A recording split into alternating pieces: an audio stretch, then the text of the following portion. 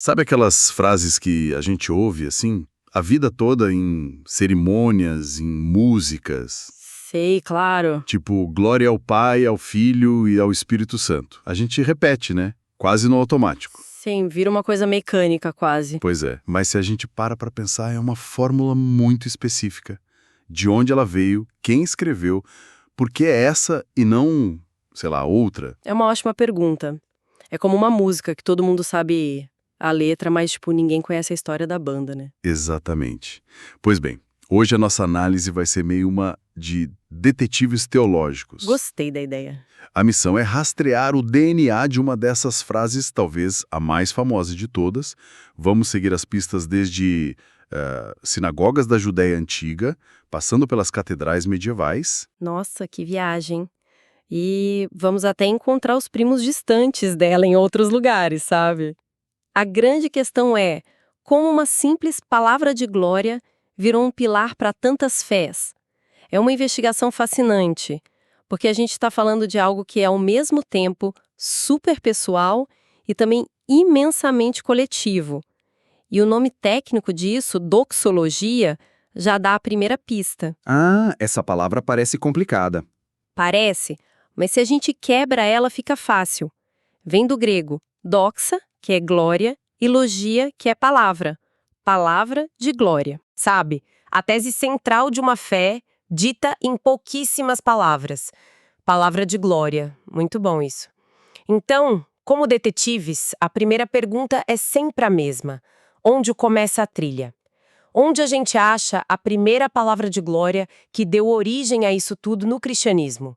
Foi uma invenção deles? Não, de forma alguma. A trilha começa bem antes, nas tradições judaicas. Os primeiros cristãos eram judeus, né?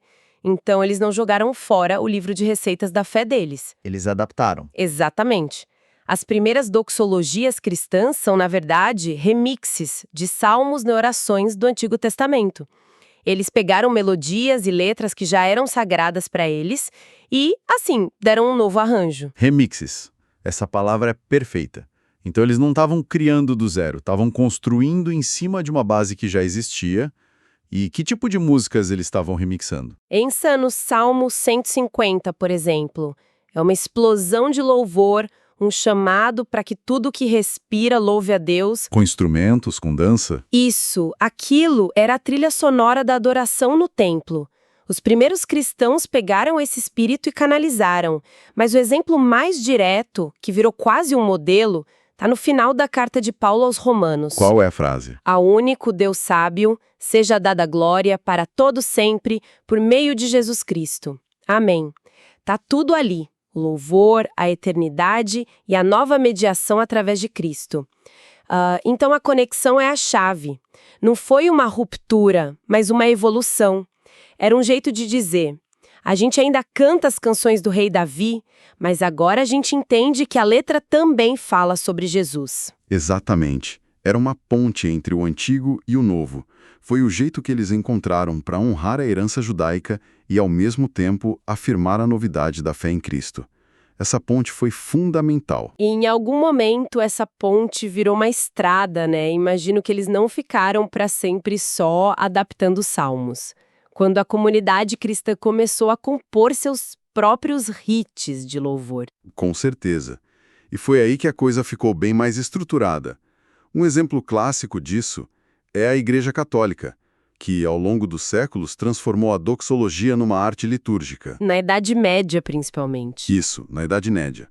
Eles começaram a criar e a posicionar doxologias específicas em momentos-chave da missa, cada uma com uma função teológica muito clara. Função teológica. Então não era só para ser bonito, eram ferramentas. Precisamente. Pensa na missa como uma jornada espiritual. As doxologias são as placas de sinalização. A gente tem a chamada doxologia menor, o famoso Gloria Patri. Glória ao Pai, ao Filho e ao Espírito Santo. Essa mesma é curta, direta e funciona como uma afirmação constante da Trindade. É tipo um carimbo teológico no fim dos Salmos. Ok, o carimbo da Trindade. Faz sentido. Aí depois vem assim, a artilharia pesada. A doxologia maior, o Gloria Excelsis Deo. Glória a Deus nas alturas. Isso é longa, poética e aparece logo no começo da missa. É o grande ato de abertura, que ajusta o tom de toda a celebração. E, por fim, no clímax, tem a doxologia final, a eucarística. Por Cristo, com Cristo, em Cristo. Essa é a que fecha tudo. É a assinatura final que amarra todo o significado do sacramento. Basicamente, elas não estão ali por acaso, sabe? Uau! Essa ideia de um manual de instruções muda tudo. Mas essa organização toda, essa formalização, foi um fenômeno universal? Ou foi mais uma coisa da igreja em Roma? Ótima pergunta. Não foi exclusividade de Roma, mas cada tradição desenvolveu um sotaque próprio. E um dos exemplos mais vibrantes é o da igreja copta no Egito. Ah, interessante. Lá, a palavra de glória tem uma cor local assim inconfundível.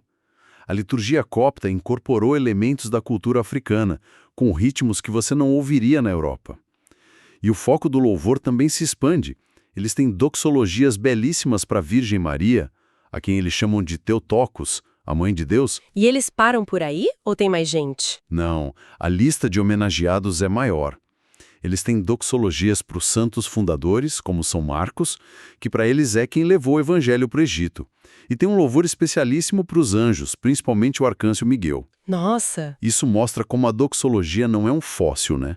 É algo vivo, que respira a cultura e a história de um povo. Isso é fascinante e me faz pensar.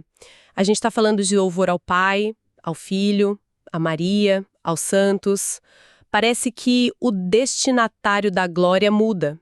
Isso já acontecia nos textos da Bíblia. Tinha algum padrão? Sim, e os estudiosos que analisaram o Novo Testamento acharam um padrão muito claro. Eles conseguiram organizar as doxologias bíblicas em 3 categorias bem distintas. 3 categorias. A primeira é a mais tradicional, herdada do judaísmo. Glória diretamente a Deus Pai. É o louvor ao Criador soberano, como em Romanos 11:36. Pois dele, por ele e para ele são todas as coisas. A ele seja a glória para sempre. Amém. Direto e reto. Ok, essa é a base. Quais são as outras 2? A segunda categoria introduz uma novidade. Glória a Deus por meio do Filho. Aqui, Jesus é o mediador, o canal, como dizem em Pedro 4:11. Para que em todas as coisas Deus seja glorificado por meio de Jesus Cristo. A ênfase está na mediação. Isso. E a terceira categoria é a mais ousada de todas. Glória diretamente ao Filho. Aqui, o próprio Jesus é o destinatário do louvor divino, como em 2 Pedro 3:18. A ele, Jesus, seja a glória, tanto agora como no dia eterno. Amém. Espera um pouco. Então essas pequenas frases de louvor não eram só louvor. Elas eram, na verdade, os primeiros rascunhos da doutrina da Trindade. Exatamente. As pessoas estavam definindo a natureza de Deus e de Cristo em tempo real, nas orações, séculos antes dos grandes concílios. É teologia forjada no fogo da adoração. Antes de escreverem tratados complexos, eles cantavam. Essas cápsulas teológicas eram a vanguarda do pensamento cristão. Elas revelam a comunidade lutando para entender e articular uma ideia revolucionária. Né? Que ideia seria essa? Como louvar o único Deus de Israel e, ao mesmo tempo, dar glória divina a Jesus de Nazaré. A resposta, que demorou séculos para ser formalizada, já estava sendo vivida e cantada nessas pequenas explosões de louvor. Isso é incrível. Muda completamente a percepção dessas frases. Elas passam de fórmulas decoradas para documentos históricos. Totalmente. E esse impulso de criar palavras de glória concentradas, isso soa como algo tão humano. A nossa investigação mostra se esse fenômeno aparece em outras grandes religiões também? Com certeza. É um fenômeno transcultural, quase um universal humano. A necessidade de encapsular o louvor numa fórmula poderosa existe em todo lugar. No judaísmo, por exemplo, a oração do Cádiz. Que muita gente associa ao luto, né? Exato. Mas ela não fala sobre morte. É uma doxologia poderosíssima que exalta e santifica o nome de Deus. E no islamismo? Deve ter também, sem dúvida. Talvez a doxologia mais conhecida e repetida no mundo hoje seja o takbir islâmico, Allahu Akbar, Deus é o maior. Uma declaração concisa e absoluta. Exato, usado em orações, em momentos de alegria, em todo lugar. E a lista continua. No hinduísmo, o Gayatri Mantra é um verso sagrado que invoca a luz e a glória do divino. E no budismo? No budismo, a fórmula do Triratna expressa a honra ao Buda, ao seu ensinamento e à comunidade.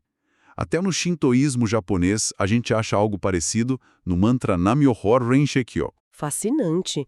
Então, a embalagem teológica, os nomes, os conceitos, tudo isso muda radicalmente. Muda muito. Mas o produto, esse ato de louvor encapsulado, a palavra de glória, parece ser o mesmo na sua essência. É exatamente isso.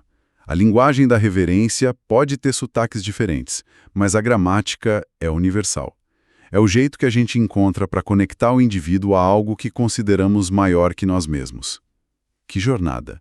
Então, recapitulando aqui a nossa investigação, a gente começou com a missão de rastrear o DNA da palavra de glória. Isso. A trilha nos levou primeiro às raízes judaicas, onde vimos que os primeiros cristãos eram remixers de tradições antigas.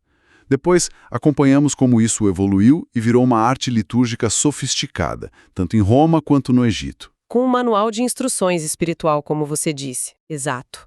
E o ponto alto foi descobrir que, nos próprios textos bíblicos, essas frases eram o laboratório onde a doutrina da Trindade começou a ser formulada. Sim, isso é fundamental. Por fim, vimos que esse impulso é universal, um eco que ressoa em templos, mesquitas e corações por todo o mundo. Uma ótima síntese. Fica claro que a doxologia é muito mais do que parece. É uma cápsula do tempo que carrega teologia, história, cultura e uma necessidade humana. Exato. E isso me leva a uma última reflexão. Por favor. Toda a nossa conversa se concentrou na doxologia como um louvor vertical, né? Dos seres humanos para cima, para uma divindade. Sim, esse foi o foco. Mas o que acontece quando a gente pega essa mesma estrutura de reverência, essa mesma palavra de glória e aplica de forma horizontal a coisas deste mundo? Boa pergunta. Onde você quer chegar? Fica aqui uma provocação para quem nos ouve. Pense nos hinos nacionais que exaltam a pátria como sagrada e eterna. Pense nos slogans ideológicos que glorificam um sistema político, ou até na forma como a cultura pop adula celebridades, tratando-as como infalíveis. Exatamente. A forma da doxologia parece persistir mesmo quando o objeto de adoração muda, né? Verdade. A questão que fica é: onde mais, em nossas vidas, a gente está entoando palavras de glória, talvez sem nem perceber?